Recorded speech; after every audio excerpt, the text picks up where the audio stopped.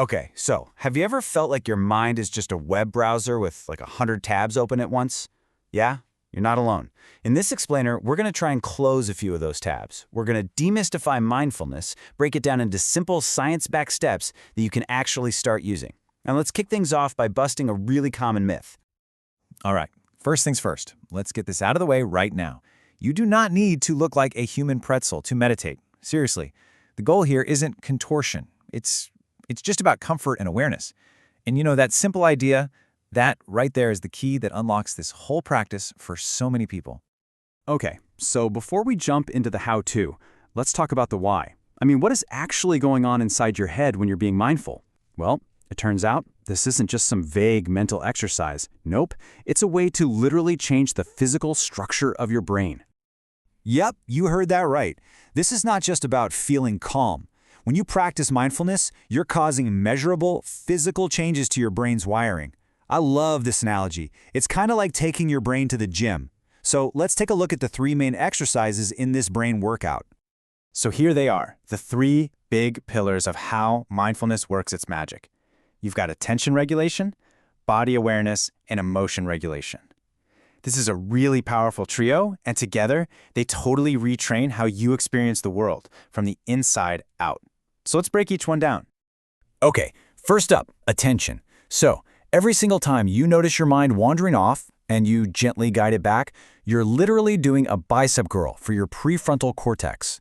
You're strengthening this key part called the anterior cingulate cortex, the ACC. Just think of the ACC as your brain's CEO or focus manager. The more you train it, the better it gets at just tuning out all that mental noise.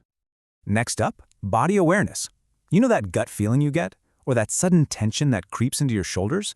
Mindfulness helps you actually notice those little signals. And how does it do it?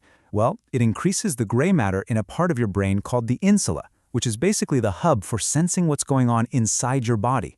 You're literally becoming more fluent in the language your body is speaking. And this all leads beautifully into the third one, emotion regulation. Now, a lot of us try to deal with emotions through suppression, which, is like trying to hold a beach ball underwater. It just doesn't work, right? It's going to pop back up. Mindfulness, instead, encourages what's called reappraisal. This is where you learn to kind of reinterpret a situation, to change your emotional reaction to it. It is the huge difference between just bottling stuff up and actually skillfully letting it go. Okay, so we know mindfulness helps us regulate our emotions in a healthy way. But what happens when we don't? What happens when we just keep suppressing, when we keep pushing that beach ball down? Where does all that bottled up stress and tension actually go? Well, it doesn't just vanish into thin air. It gets stored in our bodies. And that leads to this fascinating concept called body armor.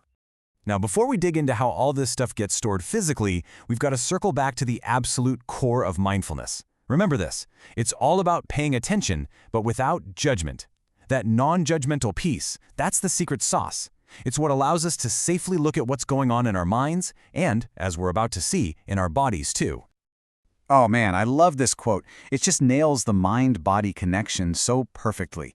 Psyche, that's your mind, your thoughts, your emotions, and soma, well, that's your body. What this is really saying is that it's a two-way street. Your emotional world physically shapes your body, and at the same time, the way you hold your body can totally shape how you feel emotionally. And that is where body armor comes from. It's not actual metal, of course. It's made of muscle and something called fascia. That's the web of connective tissue that runs through your entire body. Over years and years, chronic stress, tough emotions, old stuff we haven't dealt with, it all creates these patterns of tension that get physically locked into that tissue. It becomes the literal, physical embodiment of your life story.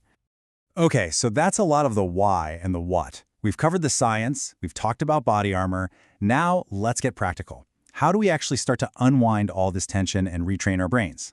Well, it all starts with something so simple. Just finding your seat.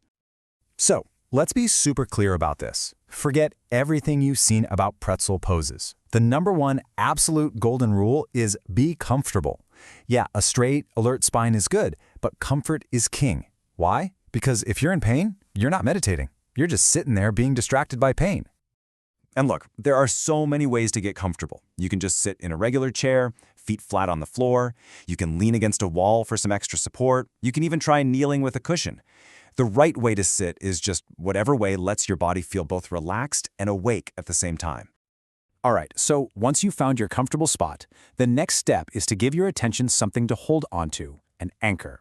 And the most reliable, always available anchor you've got, it's your own breath. So let's take a look at how to use it. So the main player here is your diaphragm. It's this big dome-shaped muscle right under your lungs. See, most of us, especially when we're stressed out, we take these shallow little breaths just using our chest. That's pure fight-or-flight mode. Diaphragmatic breathing, or what people call belly breathing, does the complete opposite. It sends this powerful signal to your entire nervous system saying, hey, it's okay, you're safe, you can relax now. And here's a super simple way you can practice this. Go ahead and place one hand on your chest and the other on your stomach. Now, when you breathe in slowly through your nose, the goal is to feel your stomach rise. That hand on your belly should move up.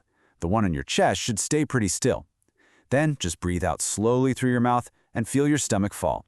And a little pro tip, adding a tiny pause after you inhale and after you exhale can really help slow things down and deepen that relaxation. So as we start to bring all these pieces together, you can see that mindfulness isn't about escaping from reality or zoning out. It's actually the exact opposite. It's about getting deeply, deeply in touch with reality.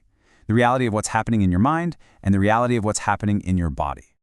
And ultimately, that's really what this is all about. You can think of it as a practice in listening. You're learning to tune in and hear that constant, quiet conversation that's always happening between your thoughts, your emotions, and all those physical sensations.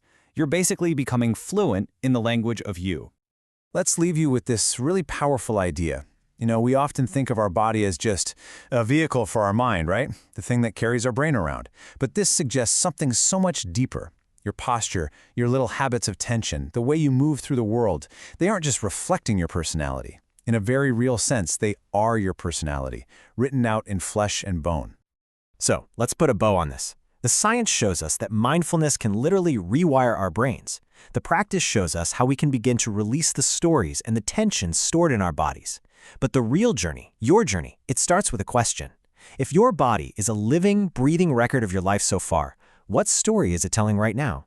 And maybe more importantly, what story do you want it to start telling tomorrow?